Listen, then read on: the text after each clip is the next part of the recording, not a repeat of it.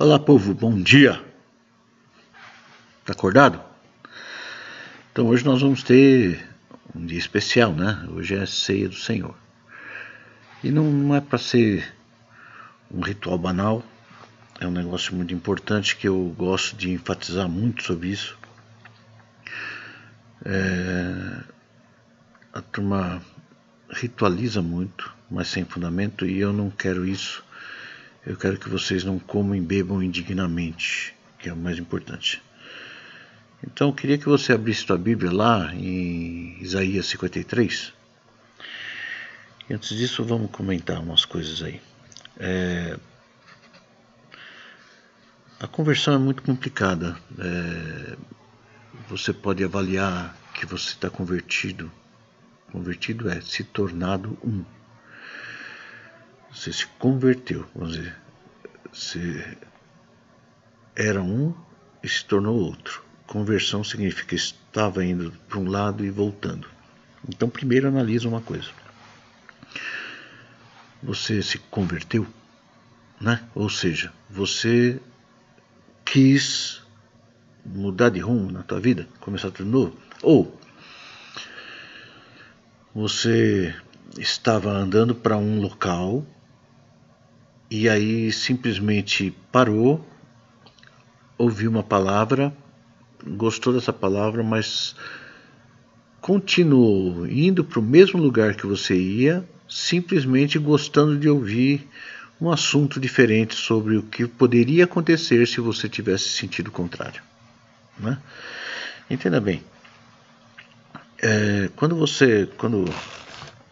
falou assim, eu sou o caminho, ninguém vem ao Pai senão por mim, entendem? Não adianta a gente pegar e simular uma grande mentira na nossa mente e ficar vivendo num mundo paralelo.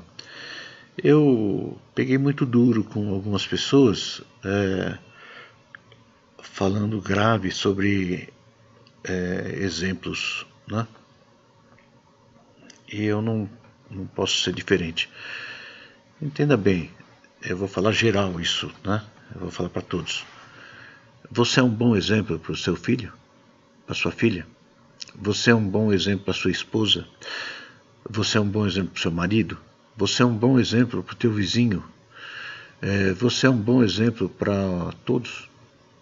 Tá? Você é Cristo na visão deles? Você realmente é Cristo na visão dessas pessoas que nós estamos conversando?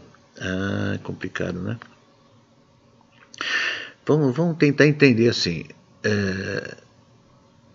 Conversão, então, quer dizer que eu não posso estar no caminho que eu estava porque eu estou no novo. Então, quando a gente fala assim, estou me convertendo, né? Porque tem muita gente que fala assim, eu perguntei, vencendo, estou me convertendo, pastor. Então, eu estou virando, eu estou, como é que é? Começando um novo caminho de alguma forma, né? Então, eu queria que você entendesse sobre essas coisas aí de conversão e analisasse a si mesmo. Então é o que Cristo falou. E a ceia serve para a gente ver se a gente mereceu o sacrifício de Cristo ou não, né? É complicado, né? Porque pensa bem, uma pessoa morreu por você, tão banal como muita gente toma a ceia, né? Eu tomei muitos anos a ceia e discuti o gosto do pão, né? Eu falava assim, esse pão não foi tal pessoa que fez, não foi tal pessoa que fez pelo gosto do pão, então era uma coisa tão vazia, né? O suco de uva falava assim, esse suco misturaram com água, esse suco fizeram isso, fizeram aquilo, esse suco é de tal marca e tal. E eu devia estar sentindo o gosto do sangue, né? Então hoje eu sinto o gosto de sangue, o gosto da vida, o gosto daquela vida que foi dada por mim. Então eu não sei como você quando come do pão, sente alegria ou tristeza. Entenda. Complicado isso aí, né? Alegria ou tristeza. É uma alegria a ceia, né? Entenda, né? É uma alegria o dia de ceia, preparação e tal, mas eu não quero que isso caia em ritual para você. Essa alegria da ceia, ela é um senso de liberdade, né? Um senso que nós temos chance. Nós temos chance de começar, de fazer e andar nesse caminho. Cristo é o caminho. Agora, eu quero que você abra a Bíblia lá em Isaías 53. Olha só o que Isaías falou 600 anos antes de Cristo. Ele falou uma passagem, né? E ele falou também sobre uma coisa interessante, uma comparação. Antes, se você ler 52, ele fala sobre as dores para a aparição do Messias, né?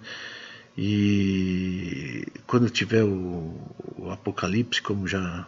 Apocalipse, não sei se é esse o termo, mas quando estiver próximo do arrebatamento, nós vamos estar por momentos de dores. É o que está acontecendo agora. Nós estamos num momento de dores. Queira ou não, se você entender, não está fácil de vencer. Já pensou, você já imaginou que vai sobrar para a próxima geração de educação? Será que nós vamos conseguir falar do Evangelho? Ou religiões, né? Surgiram centenas de religiões baseadas no Evangelho, todas elas com um pensamento diferente. Eu não segui nenhum outro e não quero seguir nenhuma outra religião a não ser de Cristo.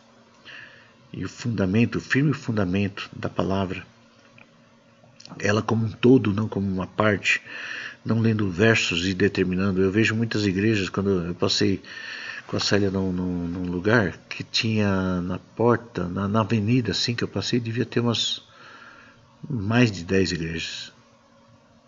E eu notei uma que estava chamando assim, Casa de Abraão, né? Casa de Abraão. Eu falei, caramba, vai virar católico, porque assim, Igreja Nossa Senhora de Vila Alpina, Igreja do São Judas, Igreja São José. Agora os crentes estão Casa de Abraão, não é mais Igreja de Cristo que está em tal local, né? Está todo mundo bagunçado. Então são religiões baseadas no Evangelho. Todas elas querem a mesma coisa? Eu acho que sim.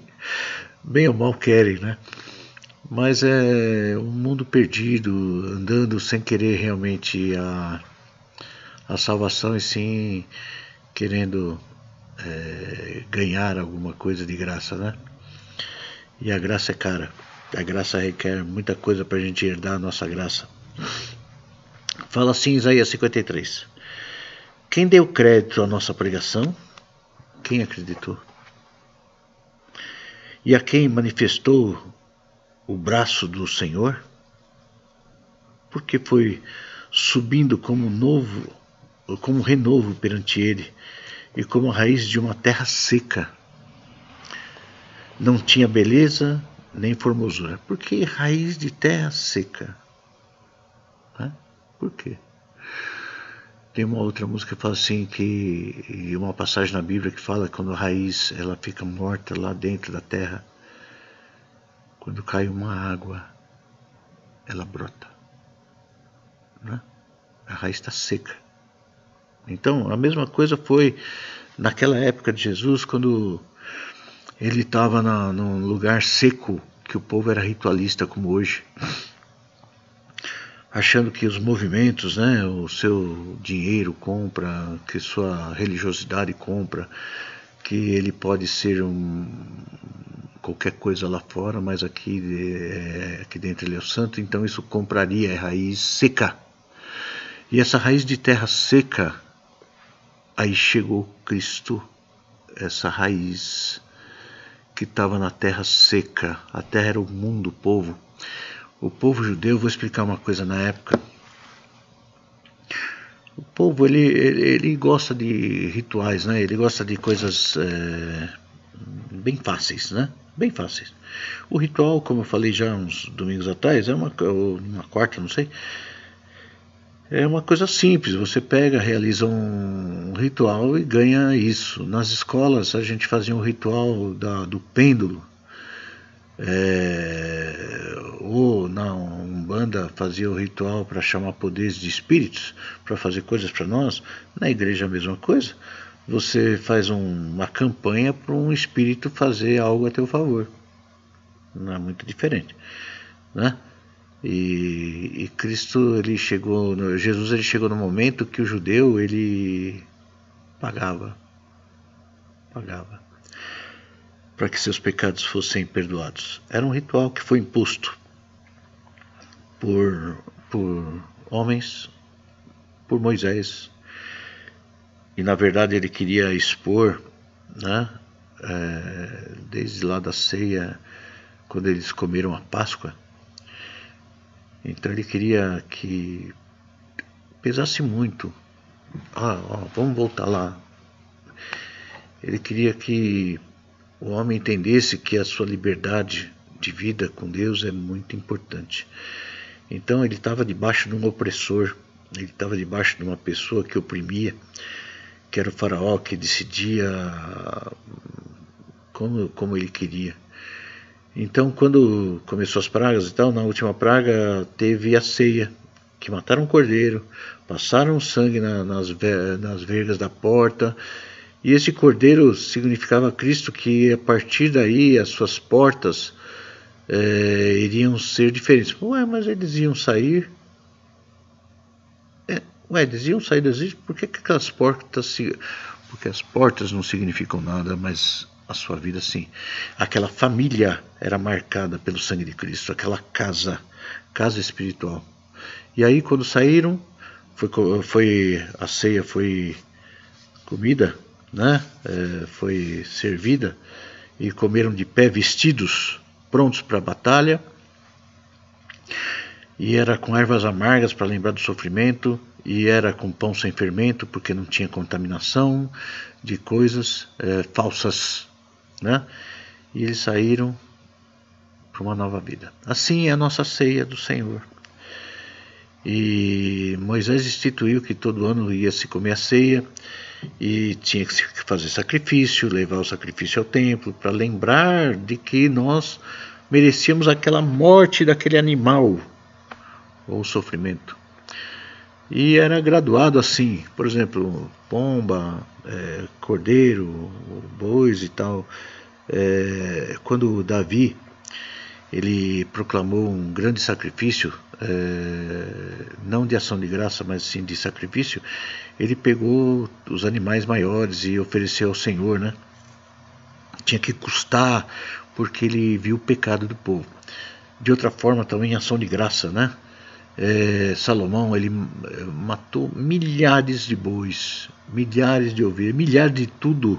Trouxeram ofertas para a igreja, trouxeram isso, fizeram aquilo. E o que aconteceu? Para que? Ação de graça. Então a ceia, ela serve para você para duas coisas: para a remissão dos pecados e para também agradecimento. Então ação de graça. Nós somos um povo, somos privilegiados por Deus, como já foi falado, né? Então, quando é remissão dos pecados, quer dizer que se eu tomo a ceia, remir o nosso pecado? Não, porque a análise é muito importante. Quando você pega e começa a analisar a tua vida, como eu falo assim, examine-se, pois, o homem a si mesmo, e depois coma do pão.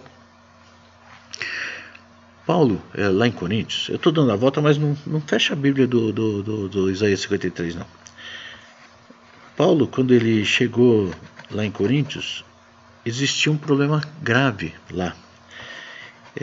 Se você analisa, o povo era... Se você analisa as mensagens de Paulo, quando você prega de alguma coisa que tem algo relativo.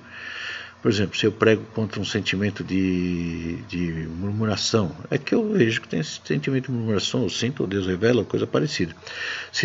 Então ele estava pregando que lá tinha muita discórdia, tinha muita inimizade, tinha muito rancor, muito ódio, muita mágoa. E ele veio consertando o povo. Então, e ele falou assim: não coma indignamente. O que é isso? Não coma se você não sabe domar teus sentimentos, ou você não quer, né? Porque muita gente fala assim, eu não quero. É diferente. Não, é assim mesmo, eu sou assim. Esse não deve tomar ceia, né? Tem muitas pessoas que são assim, elas se acham no direito de ser murmuradora, ser fofoqueira, ser sei lá o que, nem sei mais, magoada, né? Isso são sentimentos que na Bíblia fala que não herdará o reino de Deus. Então não tem parte com o corpo. Então essas pessoas precisam ter vontade de se consertar, querer se consertar, se enxergar e começar a andar. Quando você consegue andar, aí você toma parte da ceia. Não estou falando assim, então não. Toma a decisão de começar hoje. Agora, né? Você vai ter a ceia daqui a pouco. Não sei se você já antecipou, fez. Os que anteciparam estão ansiosos pela ceia, está tudo certo. Mas aqueles que estão deixando para o ritual da ceia da noite, então entenda que esse ritual não vale nada se você não quer mudar. Entendeu? Tem pessoa desligada, tem pessoa que nem no grupo da igreja está ligada, do WhatsApp. O único meio que a gente tem de comunicação está nem aí. Sabe o que é isso? Falta de comunhão. E na Bíblia fala que os que não querem comunhão com a igreja, eles estão meio... Deus não está muito no meio deles, não. Então, cutuca teu irmão aí do lado. Não, estou falando no WhatsApp, aquele que não dá muita importância, que você sabe. Cutuca e fala assim, meu irmão, comunhão é importante, é a ceia do Senhor. Na ceia fala sobre comunhão. Então, vamos lá, voltando, né? E o povo de Israel, ele estava um povo seco, que estavam fazendo tudo por rituais sem vergonha, né? E Cristo veio para mudar. Não tinha beleza nem formosura, no verso 2. E, olhando nós para ele, não havia boa aparência nele, para que o desejássemos. Então, como eu falei, ele era feinho, coitado. Era desprezado, e o mais rejeitado entre os homens. Homem de dores, e experimentado nos trabalhos. E como um de quem os homens escondiam o rosto, era desprezado, e não fizemos caso algum.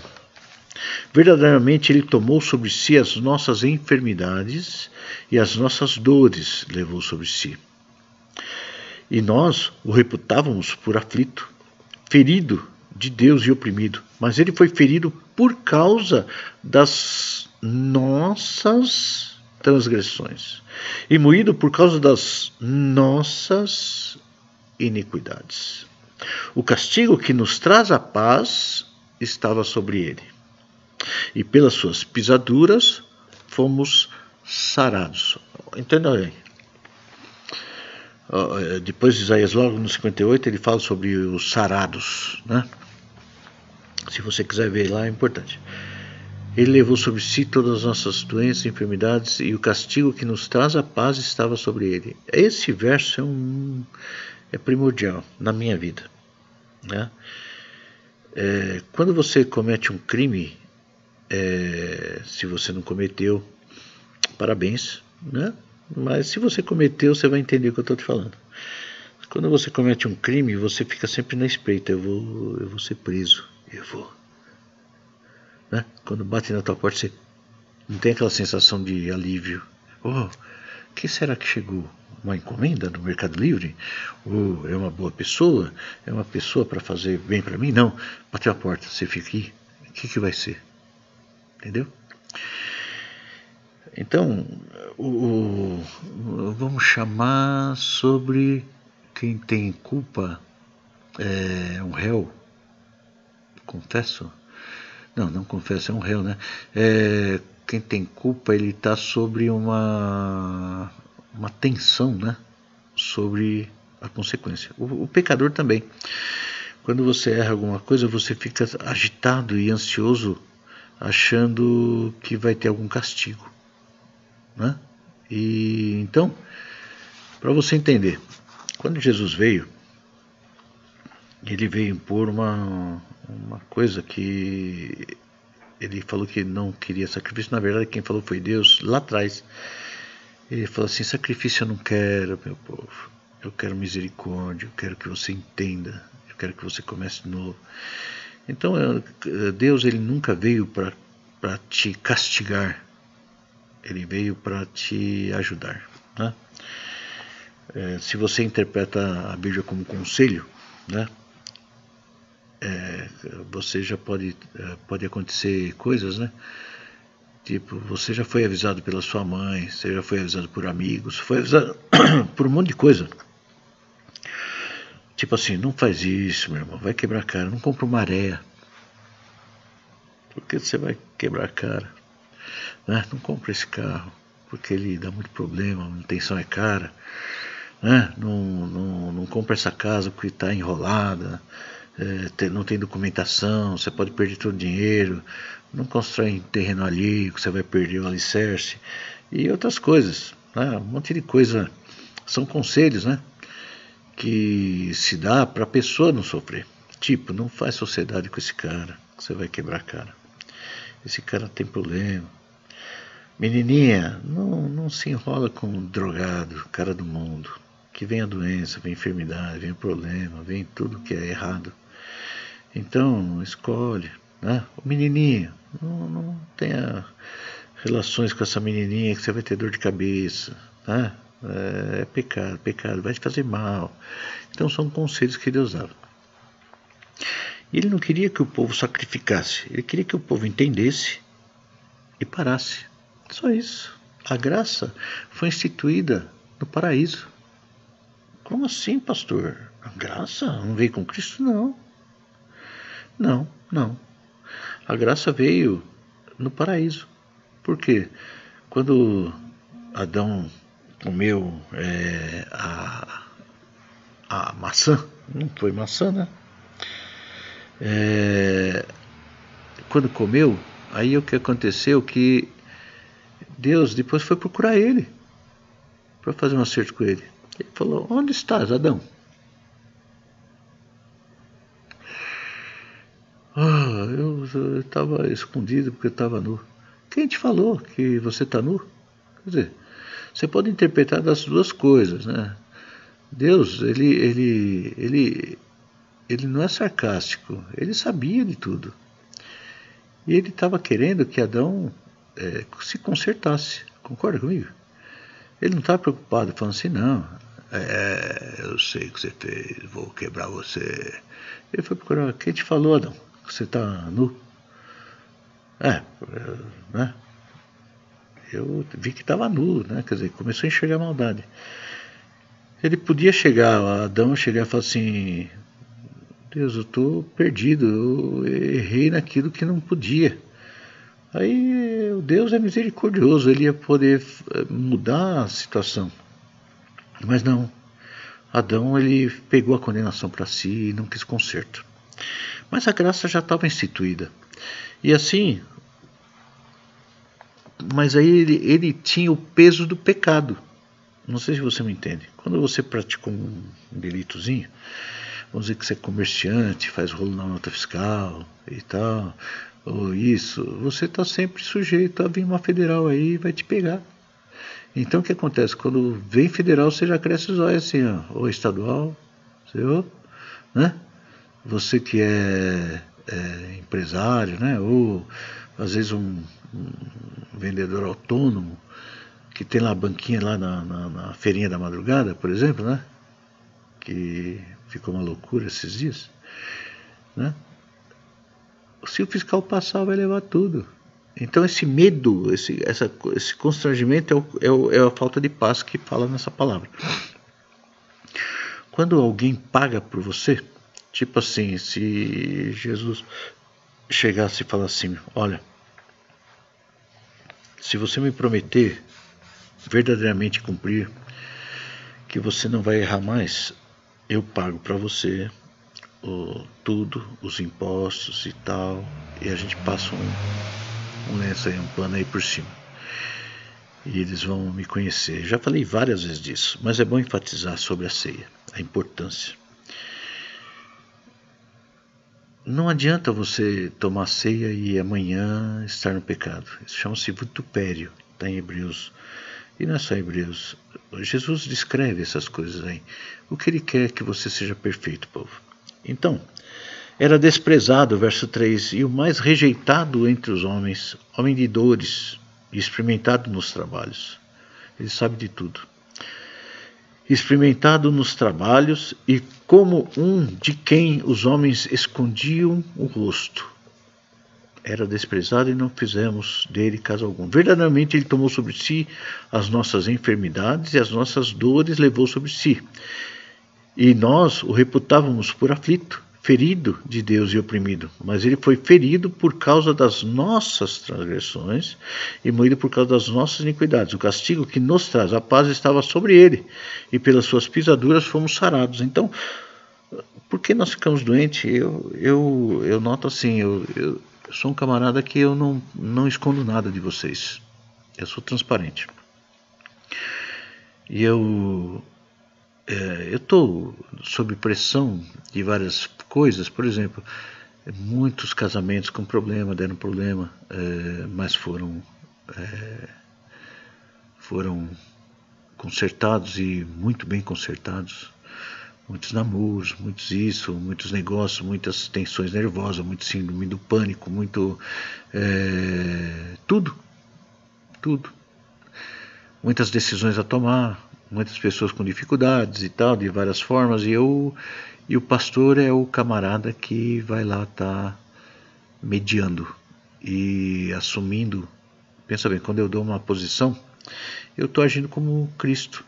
Eu falo, faz isso que vai dar certo. Então, você faz com o aval que eu dei. Então, o que acontece? Se der errado, eu sou culpado. Você está entendendo? E Cristo falou assim, eu estou pagando pelos teus pecados, vai e não peques mais. Então, ele assumiu qualquer coisa errada tua, ele ia receber a culpa. Se você fizesse o que ele mandou. Ele é o caminho, ele nos ensinou. E quando a gente come do pão, né, e do cálice, a gente está exatamente entrando nessa dimensão nova aí. Tá? Todos nós andávamos... e eu estava falando, né? Desculpa. Que eu estava sob pressão. Então, esse desgaste, eu tive até que sair quinta-feira, assim, desligar o celular, porque eu estava muito cansado. A mente, sabe? Quando a mente está cansada, eu dei uns apagãozinhos aí eu falei, não, vou cuidar da minha mente. E realmente a minha mente estava cansada. Fui descansar. Descansei, estou novo em folha. Não quero que por isso você deixe de mandar o teu WhatsApp. De jeito nenhum. É para isso que eu sirvo. E é um corpo. E está dando certo, porque a igreja está forte, fortalecida, crescendo. Está gostoso, vendo pessoas que eram mais ou menos, estão crescendo. Pessoas que estavam em pecado se arrependeram e fizeram certo. Tem alguns aí que quando é contaminado com doutrinas antigas e velhas e problemáticas, ele fica meio em cima do muro, porque ele quer pecar e aí tem justificativa no pecado. Isso chama-se Satanás e seus demônios. Mas tudo bem, vamos lá. Verso 6. E todos nós andávamos desgarrados como ovelhas, cada um desviado pelo seu caminho, mas o Senhor fez cair sobre ele a iniquidade de nós todos. Aí me pergunta, do todo mundo? Não, nós todos. Nós. Quem somos nós? O povo de Deus. Nós todos, não é todo mundo. É nós todos. Essa passagem, quem lia o livro de Isaías, não era o mundo todo, povo. Era o povo hebreu. Põe na tua cabeça. Quando ele fala assim, todos, não são todo o mundo. Porque Deus não quer saber de pecador, ele quer saber de quem está com o lado dele. Ele quer o pecador que quer se redimir e começar uma nova vida. Esse tem tudo com Cristo. Agora, ele fala assim, nós todos somos nós, povo que escolhemos seguir a Cristo.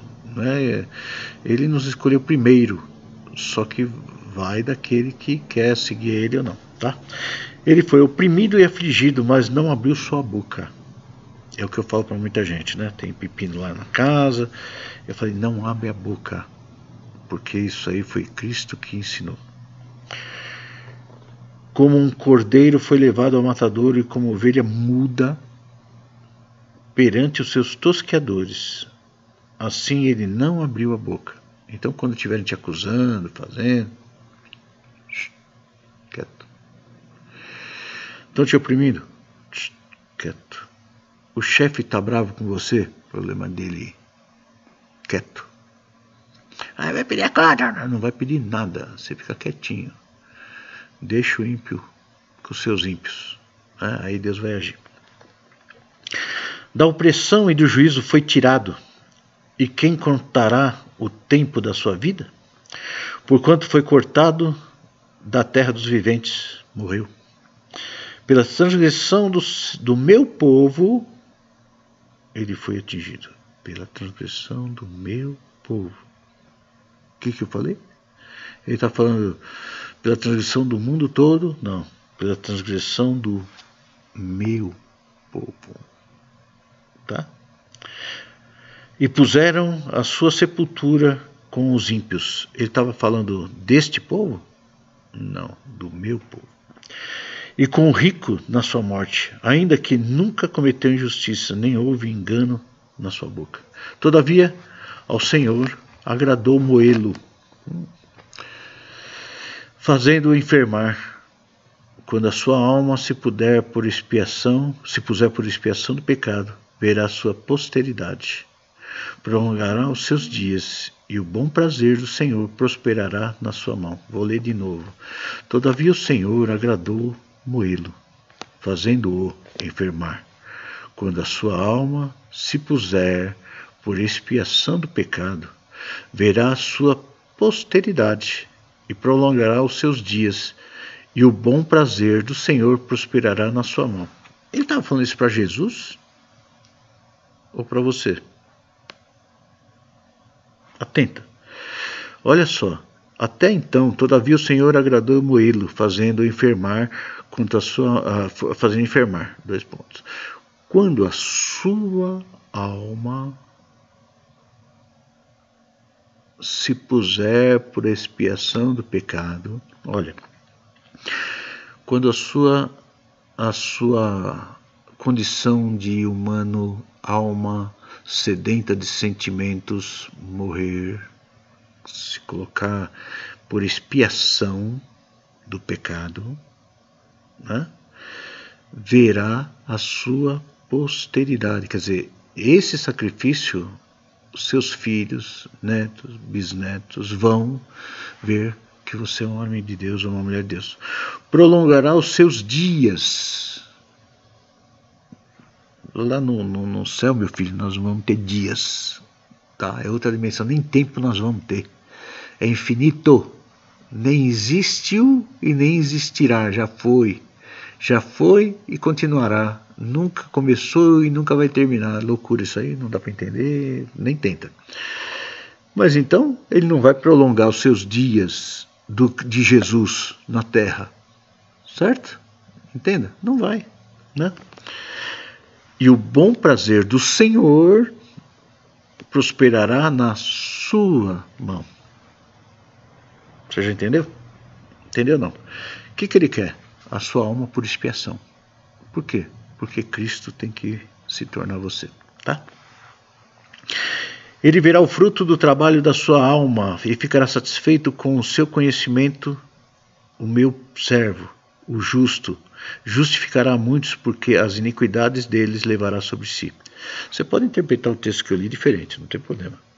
Eu estou falando que eu pego para mim, certo? Se você fala assim, não, eu acho que é Jesus, eu não vou discutir com você, tá? Você pode interpretar do jeito que você quiser. Por isso, lhe darei a parte de muitos, e com os poderosos repartirá ele os despojos, porquanto derramou a sua alma na morte, e foi contado com os transgressores, mas ele levou sobre si o pecado de muitos, e intercedeu pelos transgressores. Quer ver? Se você fizer igual, você vai ter igual. Como assim? A nossa alma tem que morrer mesmo, está escrito. Ah, pastor, eu gosto da minha alma. Então você gosta da tua alma, não quer Cristo. Quando você come do pão, você quer que Cristo entre em você e Ele se torne você, e você Ele, seja só uma só carne, uma só coisa, participe um do outro. Então você vai ter que ter a mesma é o mesmo pensamento de Cristo, né? Isso é muito importante você entender. Quando vier o cálice ele significa a vida, o Espírito. O cálice também significa para mim alma, sabe? A alma de Cristo, de Jesus, ele era diferente. Ele era uma alma limpa, santa. O que se santifica é a alma, filho. Tá entendendo? O corpo você não pode santificar, você tem que comer, concorda? Quando você tem cara que fala assim, não, estou santificando meu corpo, então não vou ter contato sexual com a minha esposa. Não, aí é a alma, filho. A alma. Por quê? É o sentimento carnal lá que você quer e você vai resistir, entendeu? E também isso não está na Bíblia, não. Só para jejum, tá? Mas eu vou sacrificar minha alma, como eu não vou comer demais, porque eu sou o templo do Espírito Santo e meu corpo, meu organismo não pode ser envenenado. Então eu vou sacrificar. Então a alimentação moderada que eu falo certo, não o zero, mas uma alimentação para o teu corpo ficar bom. É uma questão de santificação? Sim. E como? Porque você está matando os teus sentimentos, né, da tua ansiedade e está sabendo se controlar, vencendo os teus gostos. É o jejum do Isaías 48. De Isaías 58, desculpa. E lá quando fala Isaías 58, que quando você vence, a cura apressadamente brotará. Tem muitas pessoas, muitas mulheres que têm um pouco de obesidade e tem problema de fertilização, né? E por quê? Porque os hormônios ficam tudo bagunçado. Você pode ver, toda mulher um pouco obesa, ela tem problema de engravidar, né? E vários problemas hormonais e tal, porque está sendo os homens, então nem se fala, né? Tem outros problemas mais sérios até, né? Envolve muito mais coisas. Então, quando você se controla, é um processo de santificação? Sim. Eu sei que eu vou levar um monte de pedrada por isso que eu estou falando, mas tudo bem, né? É o que Cristo me ensina. Mas você concorda comigo, né? No fundo você concorda, você pode não aceitar, mas concorda, né? A Tamires falou uma coisa muito importante hoje. A gente estava conversando, não pessoalmente para respeitar a quarentena, mas por WhatsApp. E ela falou que é muito louco a questão de guerra espiritual. É guerra muito, muito louca. E a santificação da carne, ela é muito doida, né? E é uma guerra espiritual. Quando você percebe, que nem eu falei assim, quando ela falou assim, quando ela queria estudar e tal, aí tocava o telefone, vinha gente, falava e tal, e a família, e conversava, e fazia, e batia, e gente pedindo de ajuda, serviço aumentava, fazia tudo, mas ela precisava estudar. Parece que o diabo sabe, né? Sabe. A mesma coisa quando eu estou fazendo a palavra e tal, vem um monte de coisa, um monte de gente precisa, liga e pá, eu não posso me concentrar na palavra, mas a palavra vem de Deus, né? Eu sei que vai sair e eu não esquento muita cabeça. Mas de qualquer forma é o dia de mais agonia. A internet não funciona e as coisas... Senhor Jesus, amado. Então... quando a gente entende que isso é batalha espiritual, porque o diabo não quer que você faça e quer te perturbar. E assim é na tua vida. Então hoje, dia de ceia, é o dia que mais tem problemas. Pessoas começam a ter problema com marido, mulher, filho, pai, mãe, cachorro, o empregado, o telhado, o passarinho do vizinho, um monte de coisa. Porque ele quer tirar a paz de cada um. E nós temos que entender que nós temos que firmar. Aí vem aquele fato, né, que acho que foi Elias ou Eliseu, acho, que tinha um servo, né, e aí ele falou assim, Senhor, estão rodeando aí, vão destruir nós, tá? Aí Eliseu falou assim, Senhor, tadinho, abre o olho dele, né? E eu vou dar uma palavra para você, Tamires, também, né? Maior é o que está em nós do que o que está no mundo.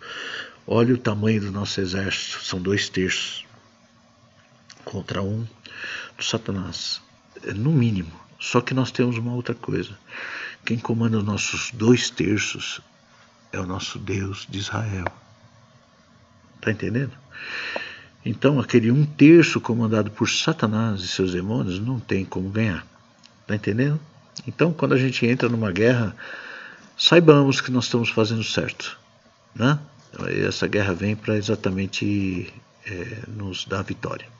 Tá bom, povo? Eu queria que você comesse da ceia. Como assim? Participasse da ceia do Senhor. O pão, ele significa o corpo. Você já cansou de ouvir, estou cansado de falar. Mas assim como Paulo falou, não seja culpado. Em Coríntios 11 fala assim, quem come indignamente é réu da morte de Cristo. Então se você banaliza a morte de Cristo, fala assim, ele morreu mesmo, e posso pecar à vontade e tal, você é réu, confesso, da morte de Cristo, tá? Você que matou ele. Por mim, ele morreu por mim. Tipo, ele se deu à morte por misericórdia minha. Mas uma pessoa que acredita que pode pecar à vontade, ele crucificou Cristo e matou. Ele foi o réu. Tá entendendo? Assim como um crente que vive no pecado, ele está matando o seu filho. Ele está matando o seu casamento. Ele está matando um monte de coisa. Tá? Amém? Povo de Deus. Eu sei que você já me ouviu muito, tá já chateado de tanto me ouvir. E estou esperando, né, as palavras aí de vocês aí, porque a gente tem muitos dias aí, pode pôr palavras. O YouTube é maravilhoso. E eu queria que você que tivesse uma palavra falasse, mandasse para mim. Eu vou publicar durante a semana. E é muito importante o povo saber o que você pensa. Tem muita pessoa que tem tanto dom e tá quietinha aí. Cadê tua palavra? Fala, filho. Porque o pastor não falou. Eu tô pedindo publicamente. Eu já pedi publicamente, tá? E eu quero que você mande para mim, sim, certo? E eu sei que Deus tem uma coisa para você. Pastor, eu não sei falar. Não tem problema, meu filho. Nós estamos entre amigos. É a bobeira que você ia falar entre amigos. Só que essa bobeira pode custar uma conversão, como houve em muitos casos, né? Cada palavra tem um resultado bom. Então se prepare, tá bom? Se prepare para a ceia. Explique para os seus filhos o que é a ceia. Explique para sua esposa. Explique para o seu marido, quem é menos ligado. E vamos fazer isso, tá bom? Eu vou orar. Ó Pai misericordioso, o Senhor é poderoso. O Senhor que criou tudo isso, Pai, com simplesmente um falar. E o universo todo se colocou à tua disposição a fazer a sua vontade. Aliás, o Senhor criou esse universo, então é parte de ti. Tem pessoas que talvez não entendam a tua glória, mas o Senhor é tudo. E essa palavra glória significa o poderio supremo sobre tudo. Porque é tudo seu e o tudo é o Senhor.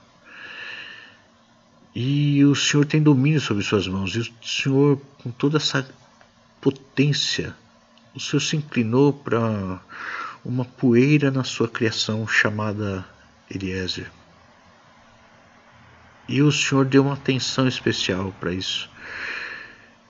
E assim como todos que estão ouvindo aqui, Pai, o Senhor que não precisaria de nada, porque o Senhor criaria. Mas o Senhor quis algo que tenha parte sua, que cresça e seja independente. E o Senhor nos deu o seu Filho para nos mostrar como exemplo que nada é importante a não ser o Senhor. E nós morremos e entramos nesse caminho. E nada mais do velho acontece. Nós fomos purificados do antigo. começamos um novo. Então nos ajuda, Pai, a manter esse caminho, ajuda os fracos, ajuda os fortes para ajudar os fracos, dê discernimento, nos ajuda a ficar, Senhor Deus, em comunhão a cada dia, fortalece tua igreja a cada momento, multiplica, Senhor Deus, multiplica, Senhor Deus, na vida de cada um, a sabedoria, o conhecimento, a misericórdia, que esse povo aprenda a não ter simplesmente rituais e eles queiram realmente viver no teu caminho. É que eu peço hoje e abençoo o povo em nome do teu Filho amado Jesus Cristo. Ele fez isso e me ensinou. Muito obrigado, Senhor. Amém. É isso aí, povo. Vocês vão vencer? É bom, hein? É muito bom, hein? Está na hora de vencer. Quero que você seja privilegiado, tá bom? Vá em paz.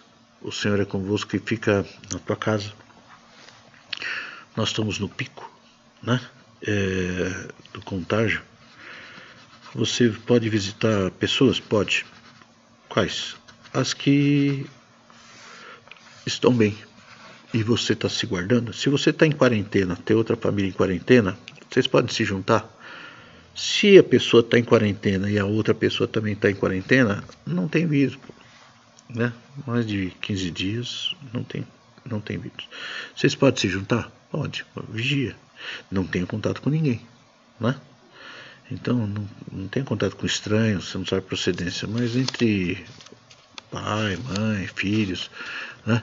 Crianças que estão fechadas e com os parentes que estão fechados também, pode.